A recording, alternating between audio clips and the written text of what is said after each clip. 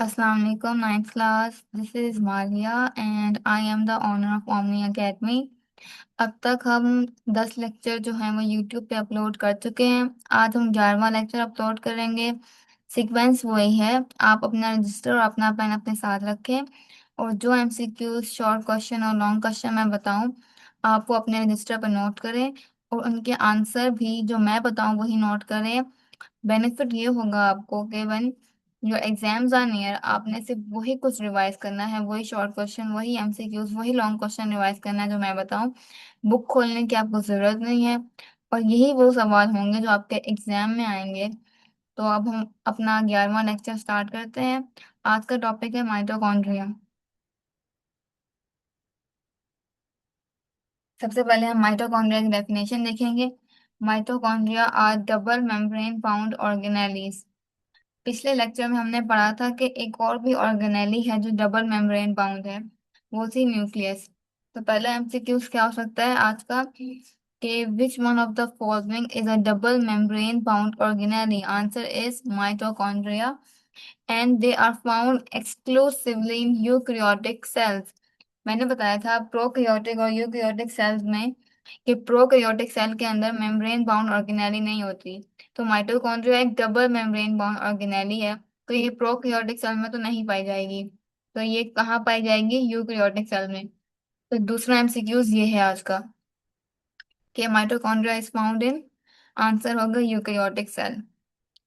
They are commonly refer to as the powerhouse. इन्हें हम power house of the cell कहते हैं। क्यों? पावर हाउस मतलब एनर्जी बनाने वाला घर। क्योंकि माइटोकॉन्ड्रिया का जो मेजर रोल है, जो मेजर काम है माइटोकॉन्ड्रिया का, वो एनर्जी प्रोडक्शन है। इसलिए हम इसको power house of the cell कहते हैं। ये आज का तीसरा एमसीक्यूज है। Which of the for which of the following organelle is called the powerhouse of the cell? Answer is mitochondria. And which of the following organelle is involved in energy production? Answer is mitochondria। ये अब तक 4 MCQs हो चुके हैं हमारे। अब हमने definition देखी, ठीक है। अब तक हम डेफिनेशन देख चुके हैं। अब हम देखेंगे माइटोकॉन्ड्रिया का स्ट्रक्चर क्या है, वो बना कैसे है। तो structure of a mitochondrion is specialised to maximise efficacy energy production. Mitochondria का स्ट्रक्चर ऐसे बनाया गया है कि वो एनर्जी को प्रोड्यूस करने में मदद करता है। उसका स्ट्रक्चर ऐसा है कि वो एनर्जी बना सकता है माइटोकॉन्ड्रिया उस स्ट्रक्चर की वजह से। तो देखते हैं स्ट्रक्चर कैसा है माइटोकॉन्ड्रिया का। माइटोकॉन्ड्रिया डबल मेम्ब्रेन है, हम पहले बात कर चुके हैं। अब जो माइटोकॉन्ड्रिया है ना, मैं दिखाती हूँ डायग्राम में से आपको। देखें, एक ये वाला मेम्ब्रेन है, दूसरा ये वाला मेम्ब्रेन है। Mitochondria is double membrane. ये आउटर मेम्ब्रेन है, ये वाला जो ब्लू कलर में है ना, ये इनर मेम्ब्रेन है माइटोकॉन्ड्रिया का। जैसे देखें, outer membrane of mitochondria and this is inner membrane. This blue one is the inner membrane and this yellow one is the outer membrane of mitochondria. So mitochondria is a double membrane bound organelle। दो membrane इसको cover कर रहे हैं, ठीक है। अब हम अपना वापस पढ़ते हैं और the outer membrane is smooth. वो कह रहे हैं कि जो बाहर वाला मेम्ब्रेन था ना, वो स्मूथ होता है और इनर मेम्ब्रेन जो है वो फोल्डेड होता है। मैंने दिखाया था डायग्राम में आपको कि इनर मेम्ब्रेन जो है वो फोल्डिंग की फॉर्म में प्रेजेंट है। उसने अपने आप को फोल्ड किया हुआ है डिफरेंट स्ट्रक्चर्स के अंदर। देखें, इस तरह उसने अपने आप को फोल्ड किया हुआ है, जबकि आउटर मेम्ब्रेन सिर्फ ऐसा इस तरह ही है, एक सर्कल की फॉर्म में। जबकि इनर मेम्ब्रेन ने अपने आप को अंदर की तरफ फोल्ड किया हुआ है कई जगह के ऊपर। देखें इस तरह। तो आउटर मेम्ब्रेन स्मूथ था, इनर मेम्ब्रेन फोल्डेड है। पहली बात स्ट्रक्चर में हुई कि वो डबल मेम्ब्रेन है। अब डबल मेम्ब्रेन में से जो आउटर वाला है वो स्मूथ है और इनर वाला जो है वो फोल्डेड है, ठीक है। स्ट्रक्चर में हमने ये बात पढ़ ली। अगला क्रिस्टी।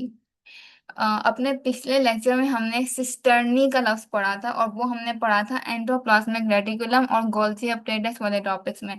तो सिस्टर्नी को क्रिस्टी से आपने कंफ्यूज नहीं करना। क्रिस्टी जो है वो माइटोकॉन्ड्रिया में पाया जाता है। आज का 5वां एमसीक्यूज ये है कि cristae is found in mitochondria and cisternae is found in Golgi apparatus and endoplasmic reticulum. तो क्रिस्टी होता क्या है?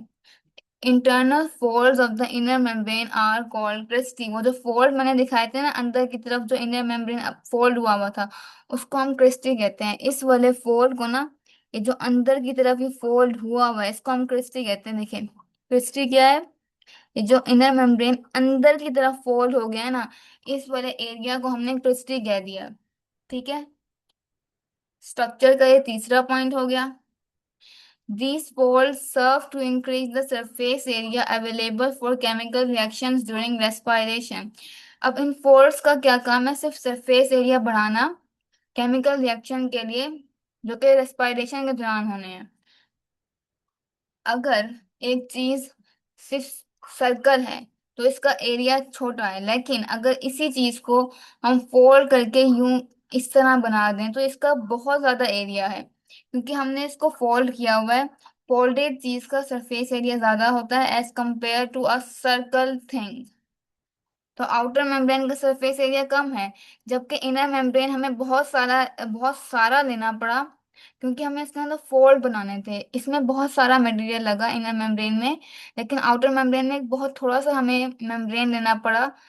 ठीक है, लेकिन इनर मेम्ब्रेन के लिए हमें बहुत सारा मेम्ब्रेन लेना पड़ा, क्योंकि हमें फोल्ड बनाने थे। फोल्ड करने की वजह से सरफेस एरिया बढ़ा। तो अब बस आप ये याद रखें कि जब चीज फोल्डेड होती है ना, तो वो सरफेस एरिया को बढ़ा देती है।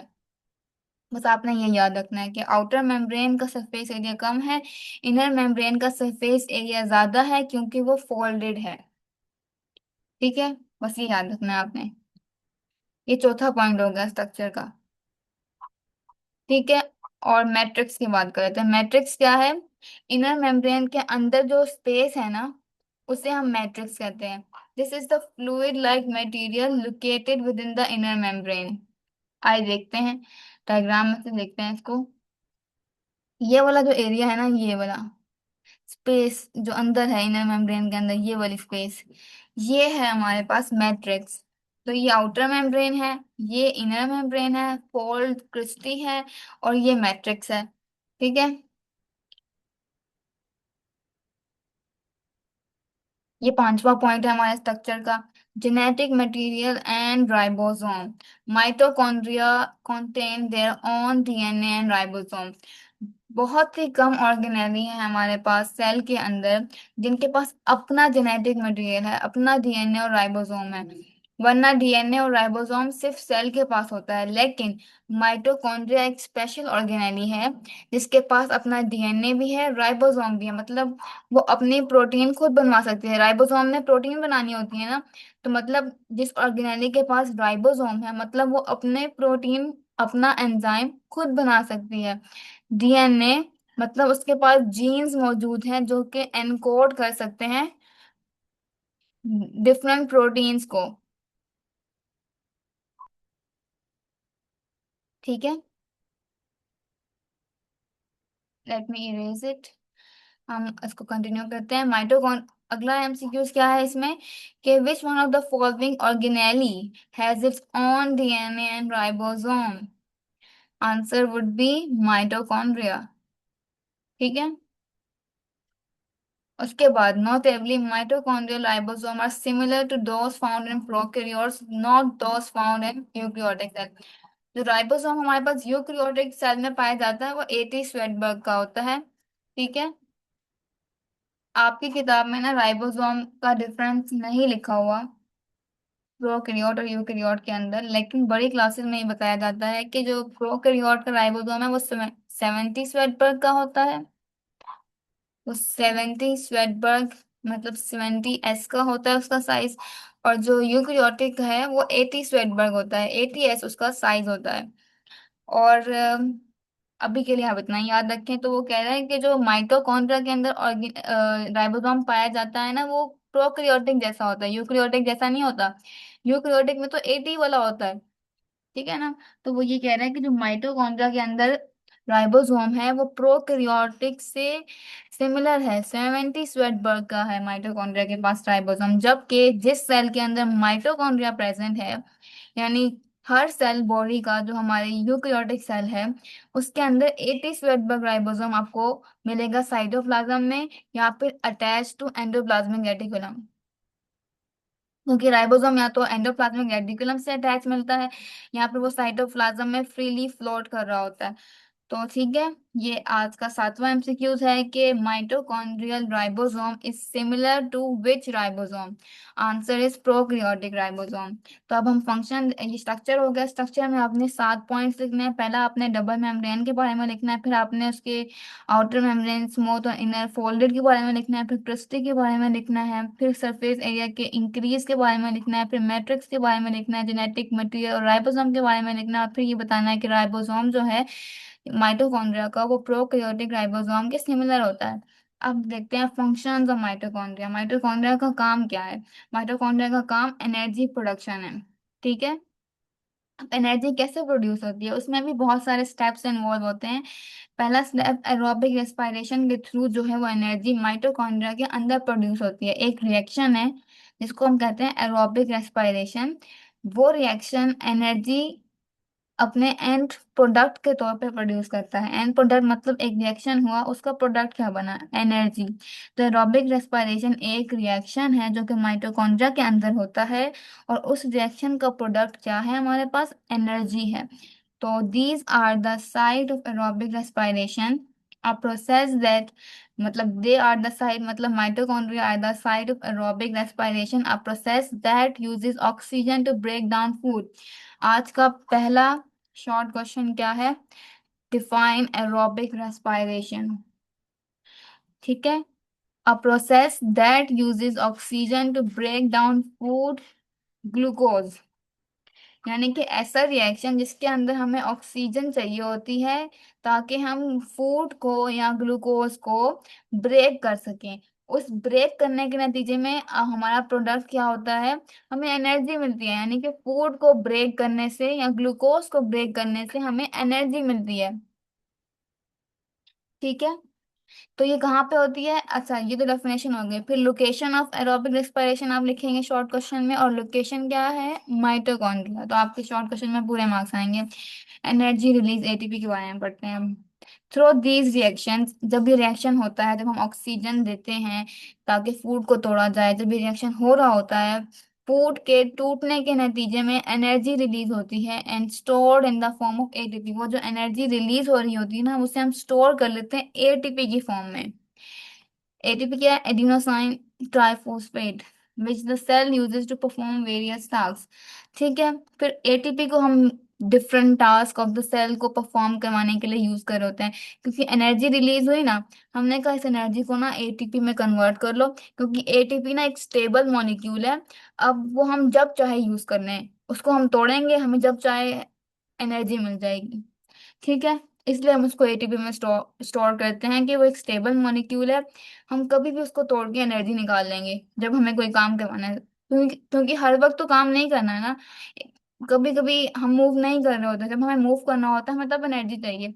तो वो एनर्जी जब हम रेस्ट कर रहे होते हैं ना, वो एक फूड को ब्रेक करके रिलीज होती है, फिर वो एटीपी में हम स्टोर कर लेते हैं। फिर जब हम मूव करते हैं ना एक जगह से दूसरी जगह, तो फिर हम उस एटीपी को तोड़ के उस एनर्जी को हम यूज कर लेते हैं।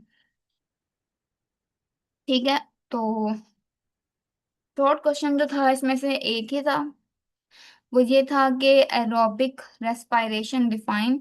तो उसमें आपने उसकी डेफिनेशन लिखनी है और साथ आपने लोकेशन लिखनी है, क्या है? माइटोकॉन्ड्रिया है। ठीक है, और डेफिनेशन में आपने सिर्फ ये लिखना है कि a process that uses oxygen to break down food, and then आपने ये भी लिखना है through these reactions energy is released and stored in the form of ATP which the cell uses to perform various task. तो definition और location हो जाएगी। बाकी जब आप, क्योंकि माइटोकॉन्ड्रिया एक लॉन्ग क्वेश्चन है और बहुत ही इंपॉर्टेंट लॉन्ग क्वेश्चन है, तो पहले आप इसकी डेफिनेशन लिखेंगे यहाँ से यहाँ तक।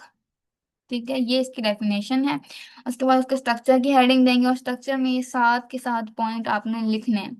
ठीक है, डबल मेम्ब्रेन के बारे में लिखना है, आउटर स्मूथ है, इनर फोल्डेड है, क्रिस्टी के बारे में बताना है, सरफेस एरिया कैसे बढ़ रहा है इस बारे में बताना है, मैट्रिक्स क्या होता है, और जो राइबोसोम और डीएनए है उसके बारे में बताना है, और फिर बताना है कि राइबोसोम जो माइटोकॉन्ड्रिया में है वो प्रोकैरियोट से रिजेंबल करता है। ये स्ट्रक्चर में 7 पॉइंट्स आपने लाजमी लिखने हैं। उसके बाद फंक्शन की हेडिंग आएगी, और फंक्शन में आपने एनर्जी प्रोडक्शन लिखना है। और एनर्जी प्रोडक्शन में 2 स्टेप हैं, पहला आपने एरोबिक रेस्पिरेशन की हेडिंग देके लिखना है, और दूसरा आपने एनर्जी रिलीज की हेडिंग देके लिखना है। उसके बाद आपने ये वाली डायग्राम ड्रॉ करनी है, बहुत ईजी है ड्रॉ करना। सबसे पहले एक ओवल शेप सर्कल बनाना है आपने। उसके बाद इनर मेम्ब्रेन बनाने के लिए आपने बस इस तरह के अंदर गहराइयों वाले पोर्स बनाने हैं, इस तरह सारे करके, ठीक है। बस ये आउटर मेम्ब्रेन बन गया। इसको इनर मेम्ब्रेन लेबल करें, इस वाले एरिया को क्रिस्टी लेबल करें, अंदर डॉट डॉट डालें, और उनको राइबोसोम लेबल करें। और डीएनए को कैसे बनाते हैं, डीएनए ऐसे बना दें। ये डीएनए हो गया, देखिए, ये डीएनए। डीएनए डबल स्टैंडर्ड होता है ना हमेशा, कोशिश करें तो ऐसे बना दें, ठीक है। डीएनए लाजमी बनाना है, राइबोसोम लाजमी बनाना है, क्रिस्टी लाजमी बनाना है। और इस वाले एरिया को आप मैट्रिक्स लेबल कर दें। ये इनर मेम्ब्रेन है और ये आउटर मेम्ब्रेन। आज का लेक्चर जो है मुकम्मल हो गया हमारा, ठीक है। माइटोकॉन्ड्रिया टॉपिक था, इसमें शॉर्ट क्वेश्चन एक ही था। लॉन्ग क्वेश्चन के तौर पे माइटोकॉन्ड्रिया आने का चांस ज्यादा होता है, तो आपने सारी हेडिंग स्ट्रक्चर की, फंक्शन की, डायग्राम और डेफिनेशन लिखनी है, ठीक है। और एमसीक्यूज तो हमारे थे वो 7 या 8 एमसीक्यूज थे। पहला था कि mitochondria is double membrane bound organelle. And then हमारे पास था कि जो power house of the cell है वो कौन सा है, वो हमारा माइटोकॉन्ड्रिया था। एनर्जी प्रोडक्शन वाली ऑर्गेनेली कौन सी है, माइटोकॉन्ड्रिया है। Mitochondria is found in eukaryotic cell. उसके अलावा जो हमारे पास क्रिस्टी था, internal force of inner membrane cristae कहते हैं इसको हम। 5वां एमसीक्यूज हो गया। और छठा एमसीक्यूज था हमारे पास कि राइबोसोम जो माइटोकॉन्ड्रिया में है वो किससे सिमिलर है, तो आंसर प्रोकैरियोटिक सेल था। और वो ऑर्गेनेलिस में अपना डीएनए राइबोसोम पाया जाता है, वो कौन सी है, आंसर माइटोकॉन्ड्रिया था। वो ऑर्गेनेलिस जिसका फंक्शन एनर्जी प्रोडक्शन है, उसमें क्या आता है, माइटोकॉन्ड्रिया। और वो ऑर्गेनेली जो एरोबिक रेस्पिरेशन के लिए रिस्पॉन्सिबल है, वो कौन सी है, माइटोकॉन्ड्रिया। तो आज के ये सारे एमसीक्यूज हो गए हमारे, हम अपना लेक्चर एंड करते हैं। Okay, and see you tomorrow.